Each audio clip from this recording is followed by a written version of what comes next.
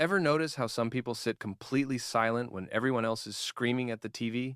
While the world stops for the championship game, they're checking their phone or daydreaming about something else entirely. Not trying to be rude, not making a statement, they just genuinely don't care. And before you think they're broken or missing out, science says something fascinating about these people. Sports tap into something primal. It's tribalism. Your team versus theirs. Your city's pride on the line. When your side wins, your brain floods with dopamine and testosterone.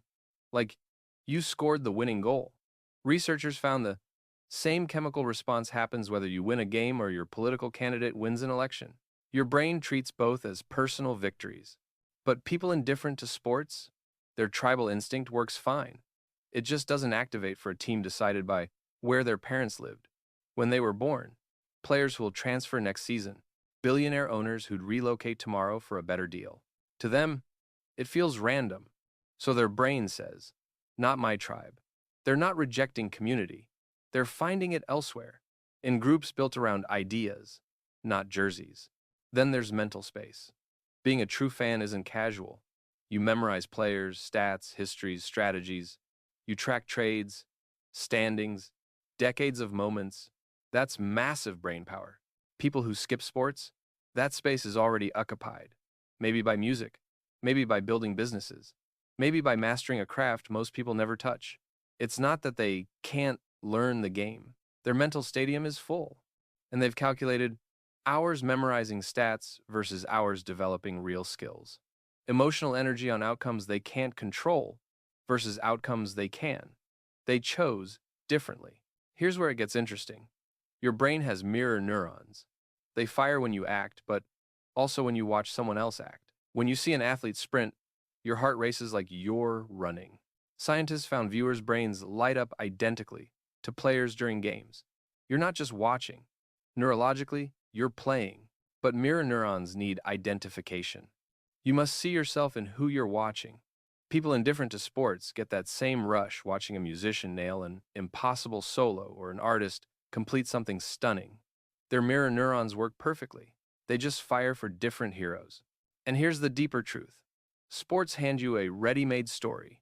Drama delivered, stakes set, heroes assigned. You just consume. Nothing wrong with that. Humans need stories. We've gathered around them forever. But minds that don't follow sports, often wired to create, not consume. Hours others spend watching. They spend building. Emotion others invest in a season. They invest in their own long game. They're not spectators wondering how someone else's story ends. They're writing their own, inventing their game, making their rules. This isn't superiority. It's orientation. Some watch, others build. Now the social cost. Because it's real. Sports are universal currency. Default small talk at work, parties, everywhere. When you can't contribute, there's awkwardness. A wall. You're outside. But here's what non-fans discover. Relationships that don't need sports talk run deeper. Without that safety net, you find real common ground. What someone's building. What keeps them awake. Conversations get personal. Fast because surface-level talk evaporates. They've developed different social skills and learned which friendships need sports to survive and which never needed it. Think about game day. 3 hours where nothing else exists. Complete absorption. That's meditation. Escape. Healthy for many. But people who skip sports, they found other escapes.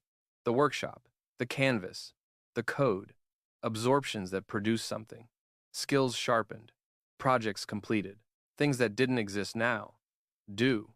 They're not against escape. They chose escapes with returns. So what's the truth?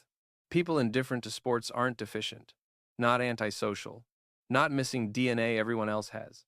They opted out of one tribal structure for others, allocated mental energy differently, wired their neurons to different heroes, chose creating over consuming. Their silence during the game isn't emptiness. It's a different engine running, a mind building instead of watching. They understood the trade, time, emotion, borrowed identity, and the math didn't work. They learned what takes others decades. Your attention is your most valuable resource. Where you aim it shapes who you become. Choosing something besides the scoreboard, that's not checking out of life. That's a different participation, one where you're not watching someone else's championship. You're building your own. Drop your story in the comments. If this landed, hit subscribe because we explore psychology that actually explains how minds work. See you next time.